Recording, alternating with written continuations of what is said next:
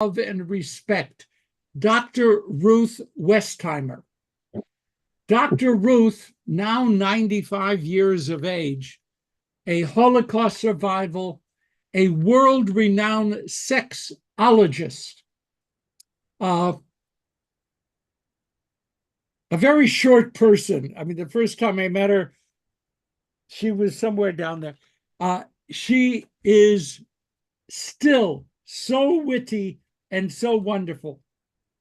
Dr. Ruth has just published advice for watching the solar eclipse on April 8th. And I'm quoting so that you don't think like I'm making up. I have been urging people to use protection when having sex for decades. So now I want to urge you to use protection for your eyes if you plan on observing the solar eclipse. And no, don't look at the sun through a condom, but through special glasses. That's my friend, Dr. Ruth. So there you go. Okay? So that should take care of that concern. Steven Spielberg gave a speech last week. It's pretty strong. The machinery of extremism is being used on college campuses. And he lamented those killed in Israel and Gaza while being honored for his Holocaust remembrance work at USC. All that's good. 30 survivors were present at the ceremony, and he showed polling results of increasingly high rates of anti-Semitism on college campuses. He condemned anti-Arab, anti-Muslim, anti-Sikh. He was there. Those who cannot remember the past are condemned to repeat it. He didn't invent that. I am increasingly alarmed that we may be condemned to repeat history, to once again to have to fight for the very right to be Jewish. This process of dehumanization is a core element of fascism. I want to point out that speeches like that have been the increasing occasion for protests, and some of them violent. In other words, if you dare to get up and lament rising anti-Semitism and attacks on Israel, even while including in your comments serious and profound sorrow over the deaths in Gaza and all that's going on, increasingly, the responses out in the streets and in the doorways and in the meetings has been angry and sometimes violent protest. If you read reliable news journals, you will read that the pro-Palestinian, which is on its face anti-Israel, the pro-Palestinian protests are escalating. So what was an oddity of, a few months ago is not only not an oddity, it is de rigueur. It's what is happening. And we just need to be aware of that. What started off as something in Michigan is now a national phenomenon. No Jewish speaker can address a public forum without experiencing protests. That's where we are. Before I move on to the 43 items that I have to cover today, any comments? I'm sorry? You want something to drink? Yeah, please. Any comments? Okay. The Israel. Oh, Sue Casa? Yeah, let me say first that I think what's going on in Israel and the death and so forth, it's horrible for sure. But one thing I do notice is that the reporting in the media is so incomplete. It's, let me just see what this is. Hold on. Let me call block. Okay, sorry about that. It doesn't, I subscribe to the Times of Israel. And so I know in Shifa Hospital what they did. The Hamas was hiding in the maternity ward, but that doesn't get reported. Do you think there's anything that Israel can do about it? Part of this is Israel really needs to, they're not doing a good job or any job at all in publicity. I mean, people should know that they went back into Shifa Hospital after it was cleared out and they surrounded it. And the only reason they were able to capture 500, 600 terrorists was because there were no more tunnels. They couldn't escape, but this doesn't seem to make it to the press. It's just that they're raiding the emergency room and the maternity room. What do you think about that, team? Let me just throw this in. As long as I have been dealing with image of Israel in the world, the complaint that Israel does a lousy job of hasbara, that's the word, hasbara, what does it mean? Well, information, PR, propaganda, whatever hasbara is. That has been the standard complaint. And may I assure all of us, it doesn't mean a damn thing. Because rational, fact-based explanation is not where we are at this time in American history. That's true. You can put all the facts out there and then show a picture and say a Shifa hospital maternity ward blown up. That's what's received. I watched CNN yesterday. I now do not watch MSNBC. I watched CNN yesterday, and this Palestinian doctor who was serving in Gaza, Dada, was brought on as a special honored guest and described how Israel is still dropping 2,000-pound bombs. Lie. They're not doing that anymore. Lie. He said it. He talked about the invasion of a hospital when there's a desperate need for hospitals. No mention of the arms, the supplies, the terrorists, the thing, nothing. And the MSNBC commentator let him get away with it. No question, no challenge, and it was somewhere between nauseating and disgusting. CNN. That was on CNN, excuse me, CNN. And I was kind of like surprised. And hasbara and the sharing of facts isn't going to change a single person's perspective.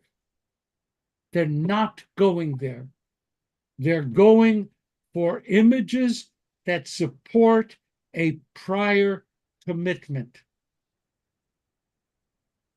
And that's what we don't really understand. The depth of antipathy toward Israel and the amount of anti-Semitism that exists is something which we want very much to deny, ignore. We can ignore it. It'll still keep coming. But Sukasa, Hasbara is not to blame Israel for not doing a good job of explaining assumes that if you do a good job of explaining, people will be brought to understand better. I don't believe that. Okay, I see. Okay, Rebecca. I get emails from Times of Israel also, and also YIVO, Y-I-V-O. And I was reading something yesterday. Actually, it was a video of how during the time of Stalin started the pro-Palestinian propaganda machine, which I believe is still in effect today. And that's why they're winning the information war.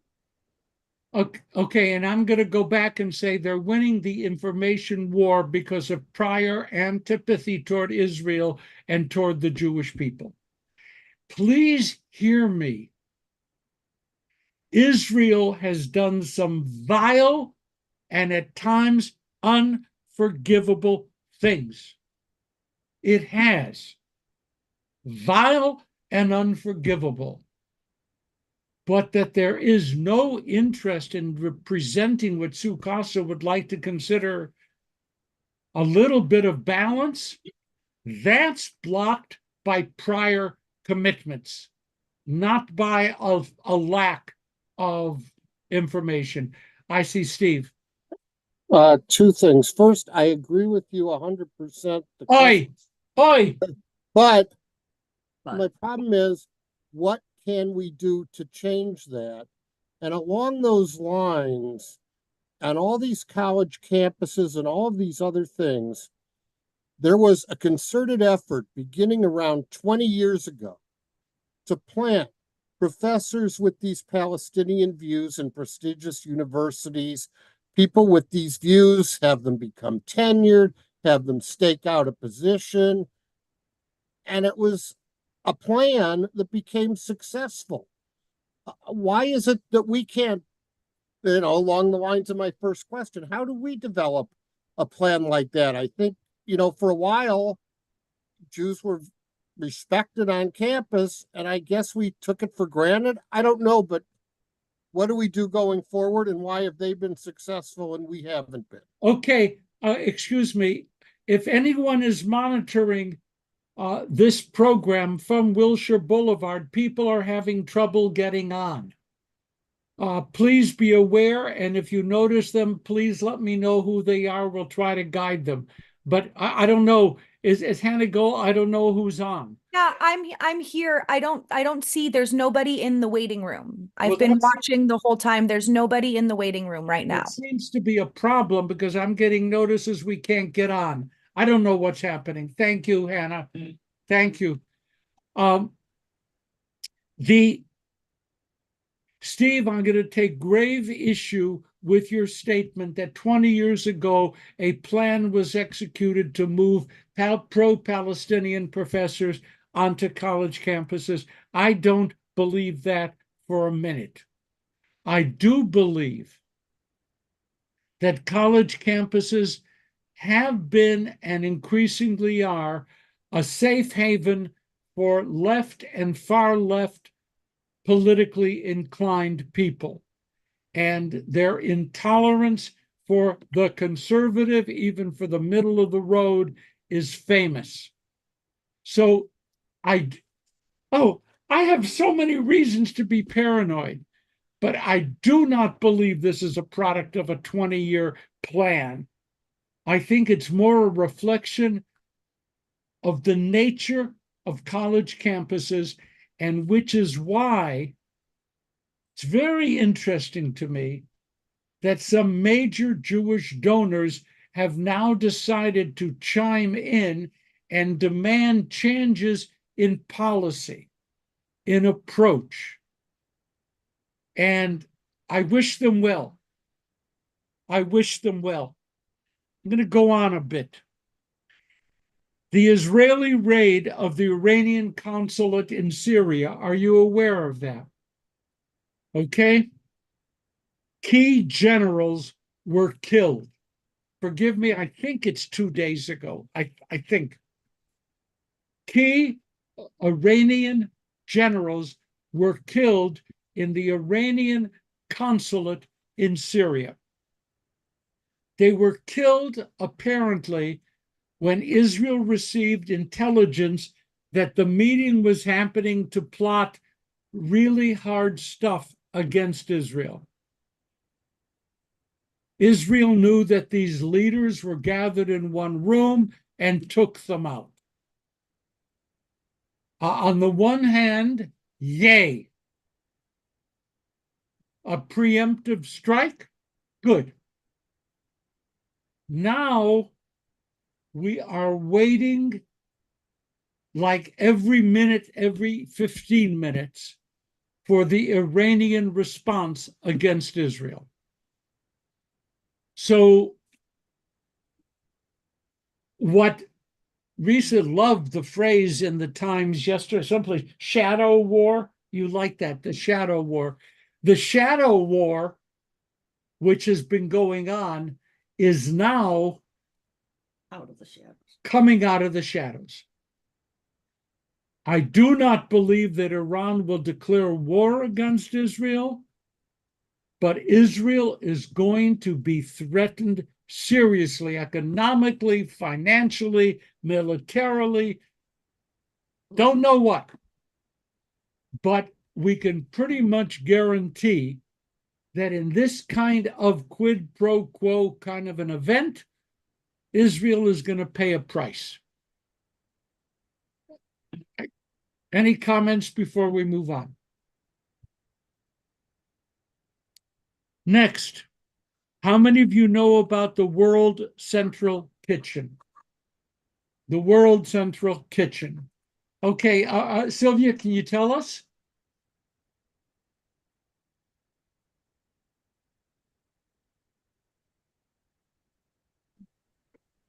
Yes, you're on.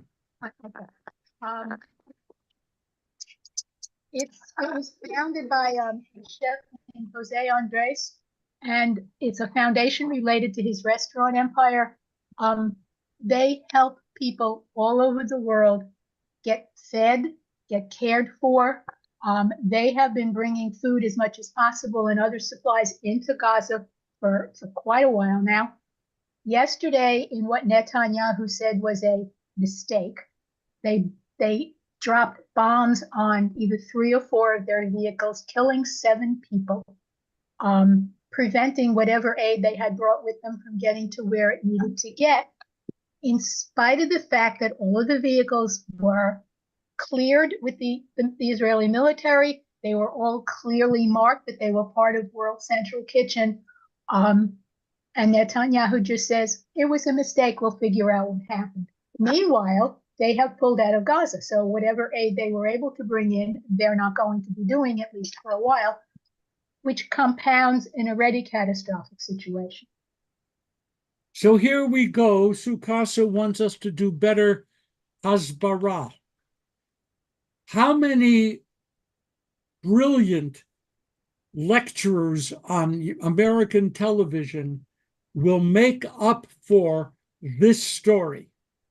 And the answer, it won't. This story is dreadful. And it happened. And it was a drone strike. And the vehicles were marked. And from what I can guess, a critical error. It was a mistake. Having said that, that fixes nothing. And I don't demean Bibi having immediately said it was a mistake, we're going to look at it. But I'm going to go on to finish what Sukasa started. It won't be Hasbara. It will be something which the masses in North America and in Europe can see and understand. And that, in my mind, is only the overthrow of the government. Bibi's government must fall. If, when that occurs, there will be no easy target for the anti-Semites and anti-Israel people, and there could be real movement toward some sort of resolution. Short of that, I cannot imagine a single thing that Israel can do now to, I guess the language is, change the narrative, Steve. Oh, Steve, you had your, it went away. I said what I had to say. Okay. Oh, that's what you had to say. Okay. All right, so we agree. I'm worried. Well, Okay. you still haven't told me how to fix it. But Steve, I cannot imagine anything, not a quick victory in the rest of Gaza, not anything short of an overthrow of the government. And you think that would help the world perception? I Yes. don't know if that would do anything. Yeah, because that will go up in pictures and all kinds of editorial. Who is the new guy and who's this? It's going to be a guy. Who is the new guy and what's happening? What does it mean? There'll be all this, and this stuff will be shoved into the background. That's the way people are. Span of attention, 12 seconds, maybe up to 15. And yeah, I think it will make a difference. Worse, I am open to someone saying this is an alternative that could be followed. What's interesting, the United States is still selling billions of dollars worth of aircraft to Israel right now, today. No one understands what the hell is going on. And thankfully, we are withholding aircraft from Ukraine, which desperately needs them. Okay. News of the day. I'm in a good mood. We're on a roll. News of the day, Bibi had hernia surgery.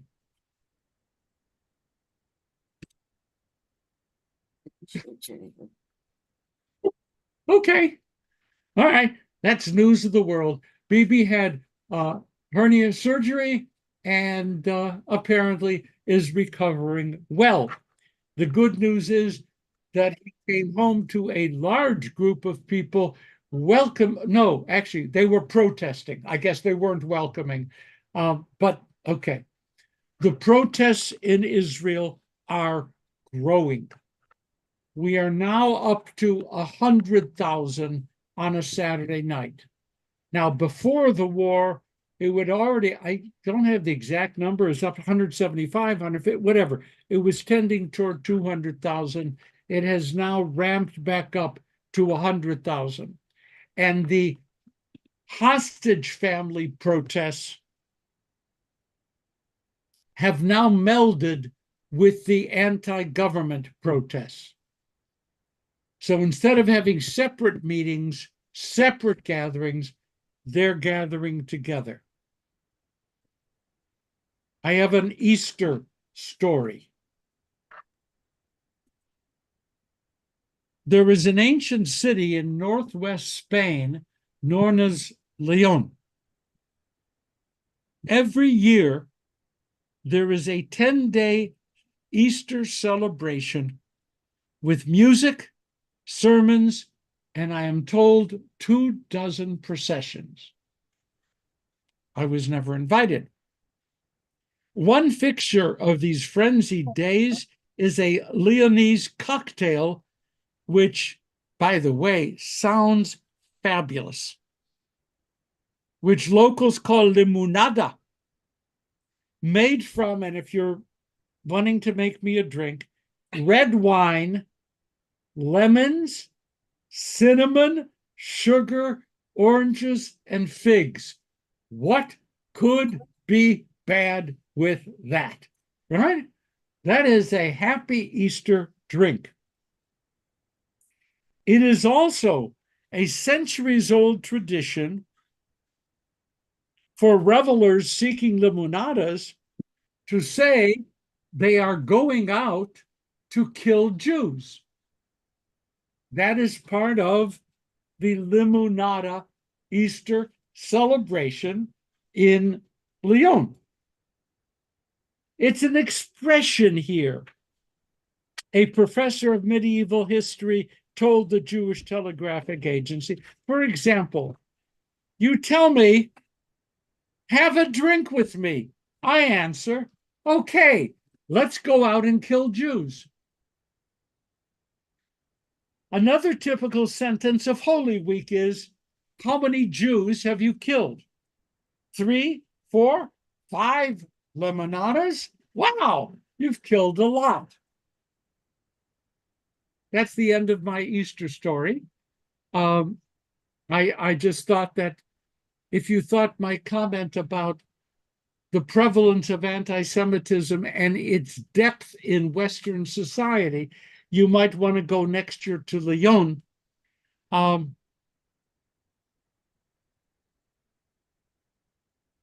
And participate. I still would like a limonada. I don't think I would call it killing Jews, but I'm not Spanish. Okay. Any comments? No comments. Geez, what's the matter, folks? Howard's here. I need to be attacked. Okay. Questions are now rising, and no one is able to answer the questions. That all through the progress of the Gaza war following October 7th, the United States has been supplying intelligence to Israel to help Israel locate Hamas sites, locations, headquarters, and so forth. That may be true, and if it is, we're never going to know. But that's feeding the anti-Biden machine to show that Biden has sold the United States out to Israel, and the increasing level of protest votes in the remaining primaries. It wasn't just Dearborn, Michigan. That increasing vote by Muslims, Palestinians against Biden is now being exacerbated by, I don't even know what to call it, the story.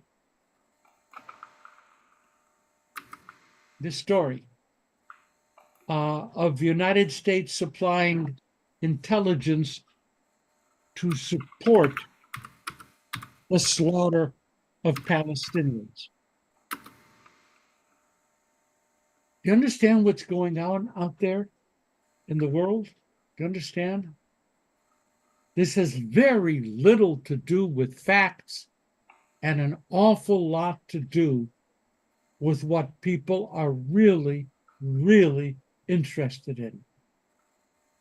And apparently, they are willing to embrace the punishment of the Biden administration, even if it means supporting Trump.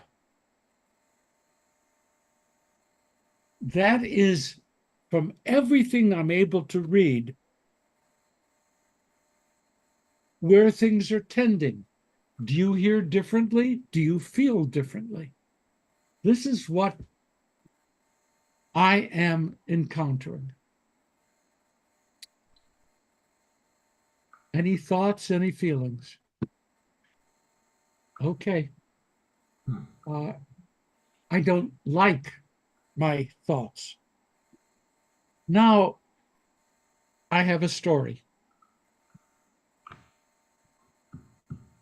A sophomore at Stanford wrote a long piece about the culture war at his university over the Israel-Hamas war. It was published in The Atlantic, so that you have a source. Published in The Atlantic. This individual, I don't want to characterize it. Let me just read 6, 7 lines. What really activates the crowds now seems less a principled devotion to Palestine or to pacifism than a desire for collective action to fit in by embracing the fashionable cause of the moment, as if a centuries-old conflict in which both sides have stolen and killed could ever be a simple matter of right and wrong. Last lines. In their haste to exhibit moral righteousness, many of the least informed protesters end up being the loudest and most uncompromising. How do you react to this? What is he? Sophomore at Stanford. I would react that I think he's probably misinformed. I don't think he's right. I think I think some of them are uninformed, but the others know exactly what they're saying. Okay, thank you. Any other comments on this, I guess, op-ed or whatever, sophomore at Stanford in The Atlantic? Sukasa, you saying something or? I agree with him. I think it's a lot of times people are not informed about any issue, and they join a side. And I don't think that this war is any different than a lot of other things. I think people don't. I think part of it is the response of Facebook and social media. Their friends, they hear their friends saying this, and suddenly they think that the position is right, and they really haven't investigated. Well, let's look at the point I brought up before about the idea about the news is not telling you the whole story. Well, if you read what's in the paper, coming to certain conclusions, it's pretty logical. And it's easy because the conclusions support where you were already standing. Yes, yeah.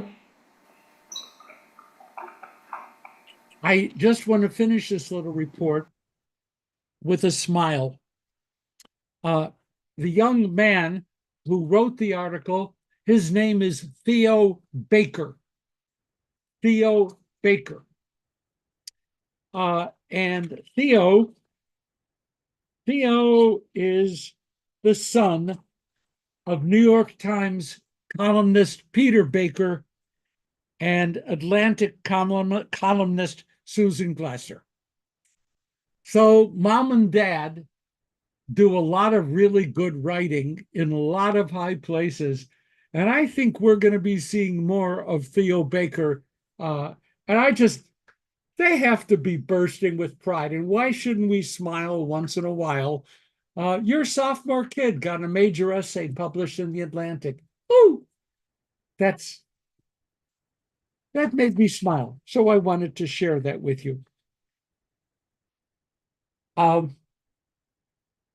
now going to teach you, maybe you know it. I'm now going to teach you a Hebrew phrase, 2 words. Are you ready? Shivyon hanetel. Shivyon means equality. Netel is a burden. Shivyon hanetel is the language used in the fight over whether or not to draft Haredi kids in Israel. So if you're speaking in a setting and you have people there who know a little bit about what they're talking about, you could say, I really don't think Shivyon HaNetel is a good idea, or I support Shivyon HaNetel, and they don't care what you're going to say next. They're impressed. Okay, so it's win-win. A Haredi teenager set fire to an Israeli flag in Mea Shearim yesterday after a movement called Brothers in Arms. Brothers in Arms is a Haredi young person movement demanding that they be allowed by their rabbinic leaders to bear military responsibility in defense of the state of Israel. So this group, Brothers in Arms, you're going to hear about it. Brothers in Arms staged a protest against inequality. Oh, Risa, there you are, wherever you are. Okay. Against inequality, having Orthodox young people serve in the military. During the Brothers in Arms movement protest against the Haredim forcing their young people to stay out of the military, protesters were pelted by eggs, violent actions broke out. During the protest, I love Israel. There's so many things that are fascinating. How do you address the Haredim who don't want to have their kids participate in the army? You speak to them in Yiddish. Okay? That's how separate they are. So during the protest, a member of Brothers in Arms spoke to the outsiders in Yiddish, saying, "Tell your leaders enough is enough. We want to be part of the Jewish people in the state of Israel. We need you to join the army. We can't carry you on our backs. We want to shivyon hanetel. What was in the past cannot continue." That's a second ray of light I encountered this week. There is actually a movement, small, within the Haredi community to let young people serve. Now,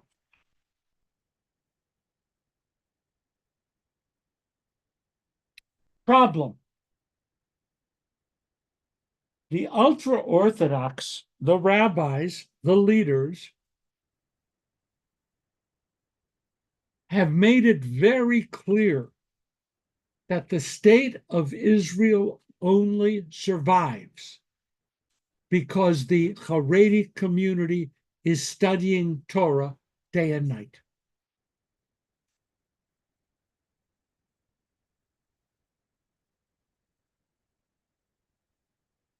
I mentioned to you this before.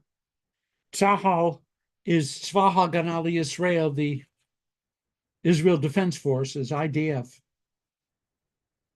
And the Haredim say, we are part of the IDF, right? Tzva Haganah Lashem, not to Israel, but the defense army on behalf of God. So we are in God's holy army, and every day that we study Torah is a day in which the state of Israel is more secure.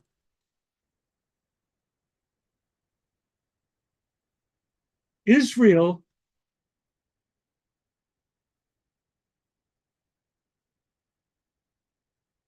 used to be an all-volunteer army. Everybody was called up. Then early in the years, in the 50s, arrangements were made, covenants were signed, in which these Haredi kids would not go. The reason why the Israeli government signed that contract, Steve, you should have been there and warned them, was in 1955, they were a small group, didn't matter. However, that agreement is still there, and now they are a large group. And what do? They study Torah. Many, far too many, contribute nothing to the economy. Far too many are on the dole, getting subventions for everything. And hear this. This is where I'm going to challenge you. The government said that on April 1st, oops, today's the 3rd, April 1st, the Haredi youth will either submit to the draft or Israel will cut its subventions to the yeshivot. And my question to you is, how do you feel about that, Sukasa? Well, I'm wondering if the heads of the yeshiva are more concerned or as concerned about their finances as the students serving in the military, because their dole would be reduced by the number of students that go to the military. So either way, they're going to be against it. But isn't that the reason? A good part of it is because it affects their livelihood. Yeah, we're going to go forward. Herb, Sylvia? It seems to me that the Haredi think that God herself has given them the right not to really participate in the state of Israel except to take. I realize studying Torah is probably very important. However, they're taking advantage of the state and then blaming the state when the state says, excuse me, you're part of us, you have to actually participate. I don't know if I think they all have to go out and carry guns, but I think they all have to do some kind of national service along with everybody else in the state. Okay. Anybody else? This is, I said, I think last time, 2 weeks ago, that the Shivyon HaNetel issue could be the straw that breaks the Netanyahu government. Mm-hmm. I hope it will be, but it could be. It could be. Some of the Orthodox MKs are saying the war against Hamas is too important to lose our government over this issue. But that is by far not the majority position. Many of them are willing to say, we get our money and we get our kids excluded from the draft, or this government falls.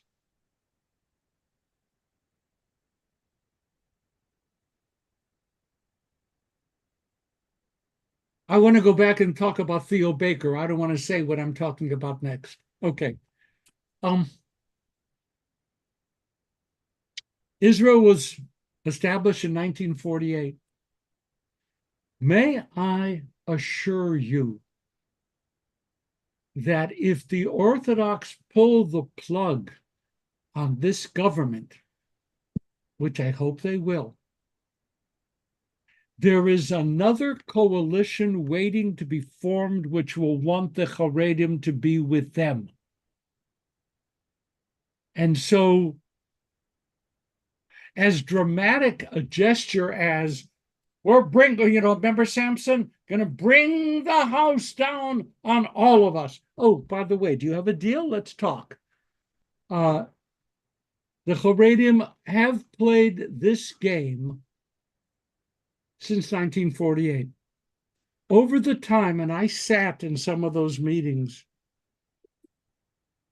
the government, labor or center, convinced themselves that they could bring the Haredim in and not lose the core focus of a left or center government.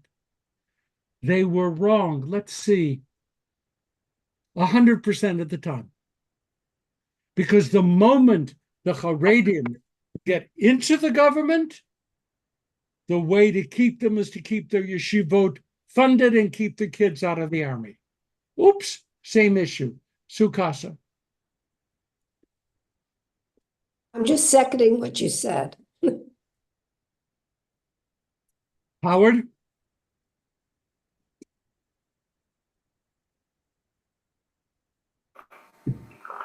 It almost sounds like you're using the word Haredi and Orthodox and ultra-Orthodox interchangeably. And of course, we know that those are three different things. Absolutely, and I don't intend to, and thank you.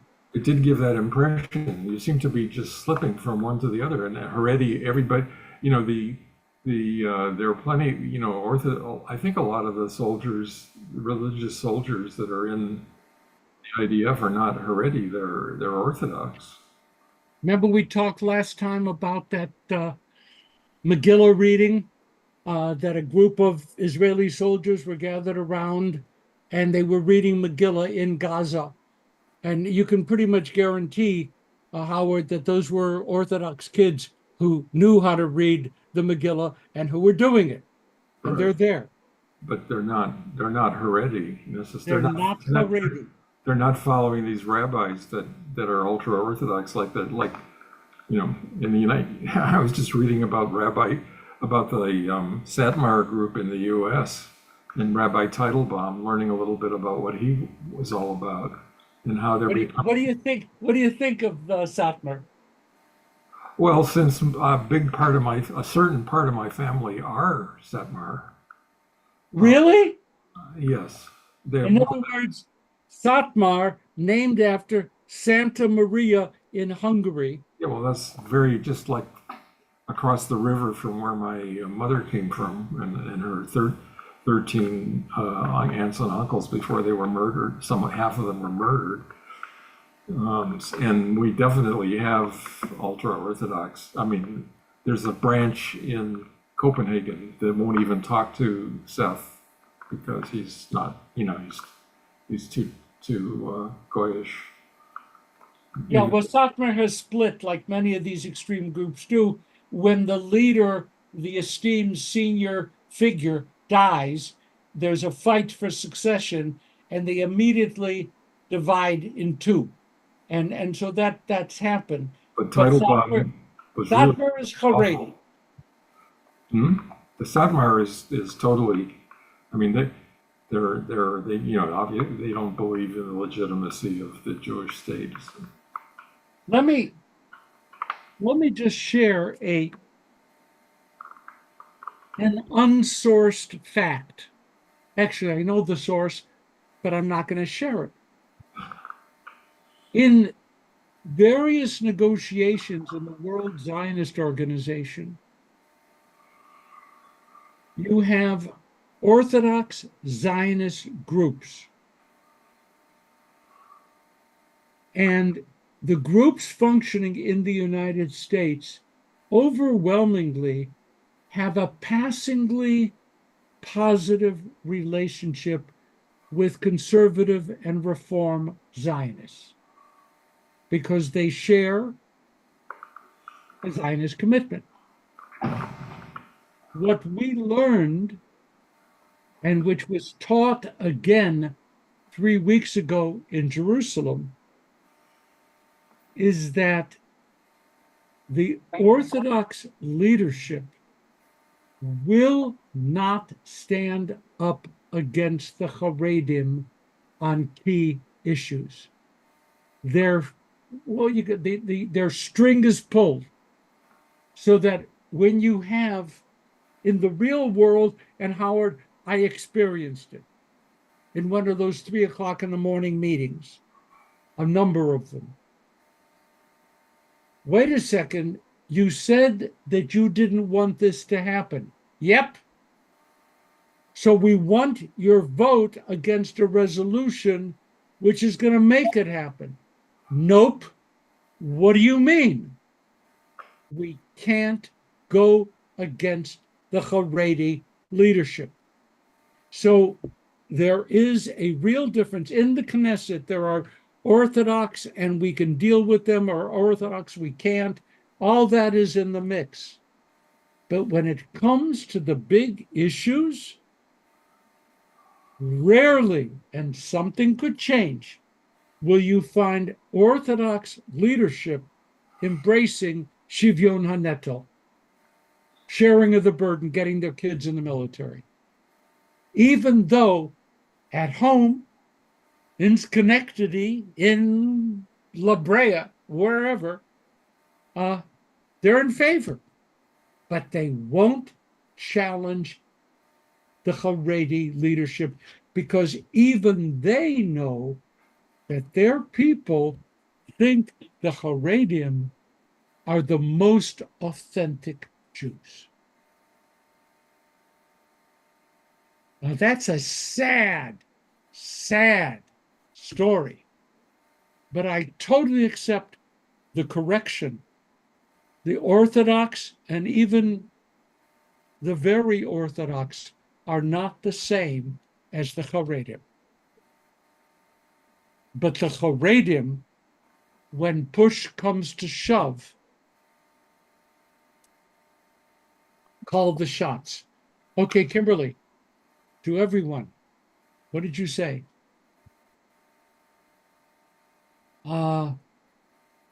Actually, it's a conversation Steve and I have been having. Oh, in other words, You've missed the string. I depend upon my wife to help me, and he's complaining about the influence of Arab, I guess, countries or professors, and I'm also challenging that AIPAC seems to do the same thing and has much too much of an influence in American politics. And AIPAC doesn't fund any chair at any university. They do not give funds to universities. They are a political action committee. And we're not talking about political speech. To fund a professorship where you require and you vet the professor that he will teach that Israel has no right to exist, the Holocaust didn't happen, and you give billions of dollars to fund university chairs for professors to teach that, is anything but the same thing as a political action committee. Right. And I do want to point out, Steve, that there is a real history of universities turning down endowed chairs with strings. It does. Except for this now. Pardon? Except for this, it exists. $8 billion. I remember, I think it was Yale. I don't want to be held to it, but I think it was Yale. Did an amazing thing in turning down a major endowment from Saudi Arabia. Yes. And if my facts are correct, it's a long time ago. Yes, but that doesn't account for the other $8 billion in some of these endowed professors of Middle studies and the courses they teach on the Nakba and the lack of a Holocaust and on. And AIPAC does not do that. CARE doesn't do that either. I don't like what CARE has to say, but they're a political organization. They speak well. People believe them. That's different than giving you a college syllabus with things that are just flat wrong and propaganda. And but again, I question how many professors are actually doing that. I don't think that's many. You're making it a wide, broad stroke as if they're all doing that, and they're not. All I'm saying is there are many, and there are now these departments and professors and endowed. Yes, is it everywhere? No, but it's part of a trend that they have been working on. And you start with a lot of very prestigious universities, and those students get educated this way. They're 19 years old. and they go out to into the world, having taught this by a Harvard professor, they think it's true. I would like to give a homework assignment because we're now in an area, Zach, which I do not have a factual statement to make. I would love to request that somebody or several contact Hillel, ADL, even the Conference of Presidents of Major Jewish Organizations. Find out, I don't have the data, how many professorships in Middle East or Zionist or whatever it is studies were endowed, let me be as broad as possible, by foreign governments. I posted 2 articles, links to 2 articles. Okay, I'd like to, right? That's an appeal for information. If any of you are interested in doing that, I would love to see it because I think it would mean a lot. I think it would mean a great deal. I'm going to Howard, then I'm going to end. Oh, I'm sorry. No, I just want to, first of all, mention Dr. Ruth is correct. Do not use a condom to protect your eyes against the eclipse. Okay, so we have to remember that.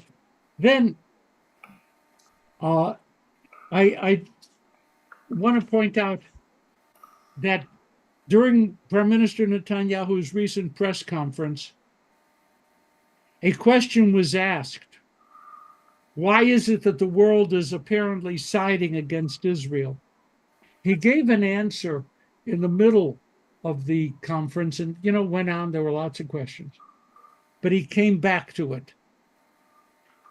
Quote, what has happened in the past few months was that the terrible massacre of October 7th is quickly forgotten, and the world is ganging up on us. And there are people, listen to this, please. There are people here and abroad who say maybe there's something to this. Maybe Israel really isn't okay. Maybe Israel is not doing enough to minimize civilian casualties, and he offered us proof. It's not just me saying this. So that was the definitive statement by the Prime Minister. Stay tuned. Zach, please, then I have to quit. Yes. I know it's quick. It's the same thing I brought up at the end of last week, and I maybe you forgot it or just didn't have time, but I'm still asking that we have a discussion about what's going on here in the US. We keep looking towards Israel. There is an anti-Jewish movement that is bubbling in this country, and I'm terrified. I mean, I am just mortified, and we can keep talking about Israel, but it's right here next to us. And I just wonder if anyone else is paying attention or bothered or. Okay. I took your question. It is in dark type right here. Okay. If Christian nationalism takes over, where does that leave the Jews? That was what you said. I took that to several professors, and the response was universally dismal. That the movement, the tide, the political tide, if Trump manages to get elected in November, the political tide will be sweeping in that direction. That's a very uncomfortable thought. And I'm Black and Jewish, so I'm really terrified. I mean, I brought that up with doubly beaten. I brought that up with my professors. And I said that the person who asked the question. Why don't Jewish Trump supporters see any of that? Again, Steve, say again, what did you say? There are many, many, many, many, many Jewish supporters of Trump who don't seem to see that. And I hate doing this. I mean, try to give a 20-second Okay. how the because it's important to me to understand how Jewish Trump supporters work. A certain segment of them, at least, don't care about what they care about is Israel, and they see people like AOC and Rashida and the whole left wing of the Democratic Party as basically potentially the people who are going to cause the death of Jews, and they need to be fought. And Trump has embraced that with his Jewish daughter-in-law and so on, or his Jewish daughter, son-in-law, and they feel, the Republican Jews, that Trump will save Israel. And my closing comment, I have no disagreement there at all. My closing comment is to say something which I really hate to do. I hate to make Holocaust connections. It is no way to win a discussion. It's way too heavy. I have to say that there were many Jews, there were significant numbers of Jews in Berlin that supported Hitler.